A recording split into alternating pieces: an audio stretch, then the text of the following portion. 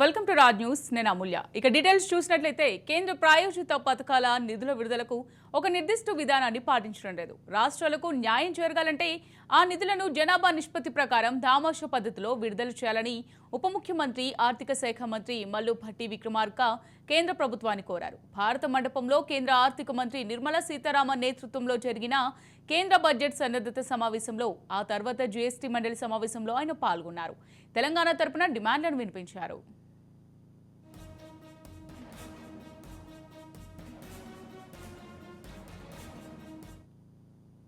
కేంద్ర పన్నుల్లో రాష్ట్రాలకు తగ్గుతున్న వాటాను భర్తీ చేయాలంటే సెస్సులు సర్ఛార్జీల గరిష్ట పరిమితిని 10% పరిమితం చేయాలన్నారు.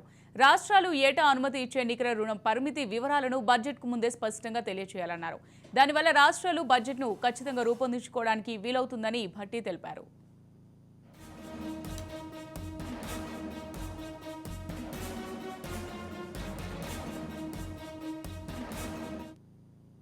కేంద్ర ప్రాయోజిత పథకాల కింద తెలంగాణకు వచ్చే నిధులు తగ్గాయన్నారు. ఈ పథకాలకు జనాభా దామాషా ప్రకారం నిధులు ఇవ్వాలని డిమాండ్ చేశారు. ఈ విషయంలో ఒక్కో రాష్ట్రానికి ఒక్కో సూత్రం వర్తింపజేయకుండా అన్నింటికీ జనాభా ప్రాతిపదికనగానే నిధులు విడుదల చేయాలని భట్టి విక్రమార్క నిర్మలా సీతారామన్కి విన్నవించారు. 2023-24లో కేంద్ర ప్రభుత్వం విడుదల చేసిన 4.60 లక్షల కోట్లలో తెలంగాణకు 6,577 కోట్లు మాత్రమే వచ్చాయి. జనాభా నిష్పత్తి ప్రకారం చూస్తే ఆ మొత్తం చాలా తక్కువ. కేంద్ర ప్రాయోజిత పథకాలను పునఃసమీక్షించాలన్నారు. లక్ష్యాలను చేరుకోవడానికి వీలుగా లేని పథకాల స్థానంలో కొత్తవి ప్రవేశపెట్టాలని, వాటికి బ్రాండింగ్ వంటి షరతులు లేకుండా రాష్ట్రాలు స్థానిక అవసరాలకు తగ్గట్టు మార్పులు చేర్పులు చేసుకుని అమలు చేసే వెసులుబాటు కల్పించాలని కేంద్రానికి భట్టి తెలిపారు.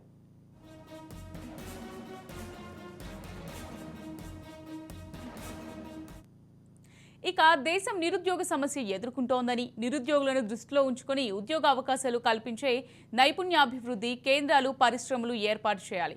ఆదాయ పంపిణీలో అసమానతలు పెరిగిపోతున్నాయి. ఇది చాలా ప్రమాదకరం.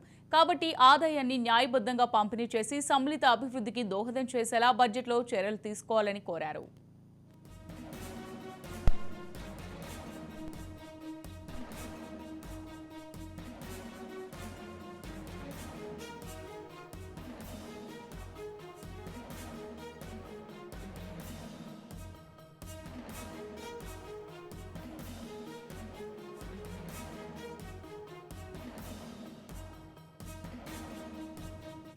పన్నుల ఆదాయం పంపిణీలో రాష్ట్రాల వాటా తగ్గుతోంది. కేంద్రం సెస్సులు సర్ఛార్జీల రూపంలో పన్నులు వసూలు చేయడమే ఇందుకు కారణం. వాటిలో రాష్ట్రాలకు వాటా రావడం లేదు. అందువల్ల సెస్సులు సర్ఛార్జీలు 10%కి మించి ఉండకుండా చూడాలన్నారు. ఏపీ విభజన చట్టం ప్రకారం రాష్ట్రంలోని వెనుకబడిన జిల్లాలకు ఏటా 450 కోట్ల గ్రాంట్ ఇవ్వాల్సి ఉంది. ఇందులో ఇంకా 2,250 కోట్ల బకాయిలున్నాయి. ఈ మొత్తాన్ని విడుదల చేయడంతో పాటు ఈ గ్రాంట్ వ్యవధిని మరో 5 ఏళ్లు పొడిగించాలన్నారు.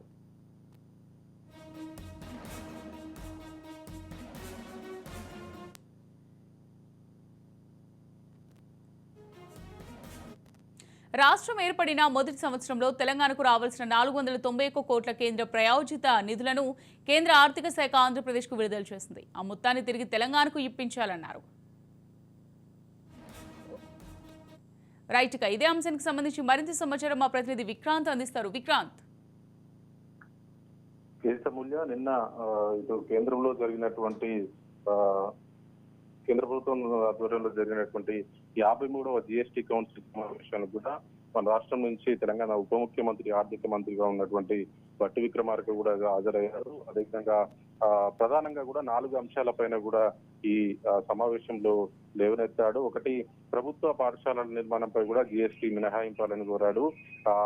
ఈ జీఎస్టీని మినహాయించాలని కూడా కౌన్సిల్లో గట్టిగా కోరాడు. ఇటువంటి మినహాయింపులు కూడా రాష్ట్రంలో అదనపు పాఠశాలను నిర్మించుకోవడానికి కూడా మరిన్ని వనరులు కేటాయించగలుగుతామని, విద్యపైన జీఎస్టీ విధించడం అన్యాయం అనేసి కూడా ఈ సమావేశంలో లేవనెత్తాడు. అదేవిధంగా ఇంకోటి, అదనపు తటస్థ ఆల్కహాల్ కు సంబంధించి కూడా జీఎస్టీని తొలగించాలనేది కూడా కోరాడు. ముఖ్యమంత్రి ఆర్థిక మంత్రిగా ఉన్నటువంటి ప్రణాళికలకు సంబంధించి కూడా ఇంధన శాఖ మంత్రికి నొక్కి చెప్పాడు. ఈఎన్ఏను జీఎస్టీ కింద చేర్చడం వల్ల కూడా రాష్ట్రాల ఆర్థిక సౌలభ్యం తగ్గుతుందని, రాష్ట్ర ప్రభుత్వాల నిర్వహించే వస్తువులపై కూడా పన్ను భారం పెరుగుతుందని కూడా భట్టి విక్రమార్క వాదించాడు. మూడోది పన్ను అదేవిధంగా జరిమానాలకు సంబంధించిన వడ్డీ మినహాయింపు గురించి కూడా లేవనెత్తాడు. కొన్ని షరతులకు లోబడి కూడా ఉద్దేశపూర్వకంగా పాటించని కారణంగా కూడా పన్ను చెల్లింపుదారులపై విధించినటువంటి పన్ను కావచ్చు, జరిమానా కావచ్చు, వడ్డీని కావచ్చు, అవన్నీ కూడా మినహాయించే ప్రతిపాదనపై కూడా కౌన్సిల్ చర్చించి మద్దతు ఇచ్చింది.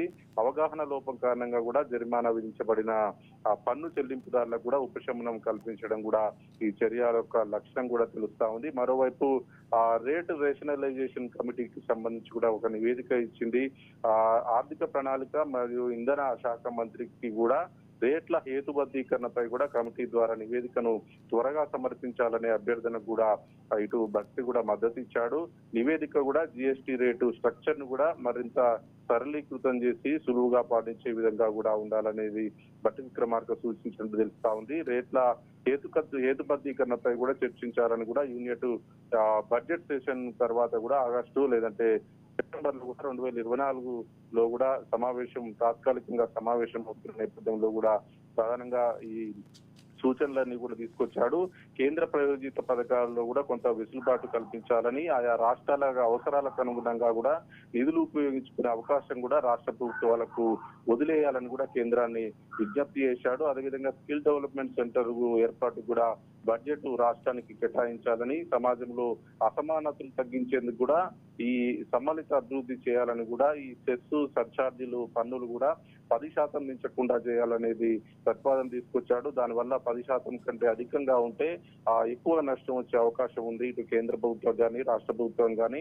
అదేవిధంగా ఈ జనాభా ప్రతిపాదన కూడా బడ్జెట్ కేటాయింపులు ఉండాలనేది ప్రధానంగా భట్టి విక్రమార్క కూడా రాష్ట్రాలకు అనుగుణంగా కూడా జనాభా ప్రాతిపదికన ఆయా రాష్ట్రాలకు కేటాయించాలనేది కేంద్ర ప్రభుత్వాన్ని కోరుతా ఉన్నాడు. ఏదేమైనప్పటికీ ఇటు మరోవైపు హైదరాబాద్ కు సంబంధించి కూడా మూసీ రివర్ ఫ్రంట్ కూడా నిధులు కేటాయించాలని ఆర్థిక శాఖలో కోరిన పరిస్థితి కనిపిస్తా ఉంది. మరోవైపు హైదరాబాద్ గ్లోబల్ సిటీ అభివృద్ధి కోసం కూడా పెద్ద మొత్తంలో నిధులు మంజూరు చేయాలని కూడా, అదేవిధంగా ఇప్పటికే రుణమాఫీ అమలు చేసే దిశగా రాష్ట్ర ప్రభుత్వం ముందుకు అడుగులు వేస్తున్న నేపథ్యంలో కూడా దానికి సమీకరించుకునేందుకు రుణమాఫీ కోసం కూడా వనరులను కేటాయించాలనేది కూడా ఆర్థిక శాఖ దృష్టికి తీసుకొచ్చాడు. మరోవైపు ఈ సింగరేణి కోల్ బెల్ట్ కు సంబంధించి కూడా బొగ్గు వేలంపై కూడా బీఆర్ఎస్ నేతలు ఇప్పటికే ఆరోపణలు చేస్తున్న నేపథ్యంలో కూడా గత ప్రభుత్వ హయాంలో కూడా బీఆర్ఎస్ ప్రభుత్వ హయాంలో ఏ విధంగా ప్రైవేటీకరణ అయిందనే విషయాన్ని కూడా లేవనెత్తుతూ కూడా గత బీఆర్ఎస్ ప్రభుత్వాన్ని కూడా సంచలన వ్యాఖ్యలు చేశాడు. అమూల్య. Thank you Vikrant.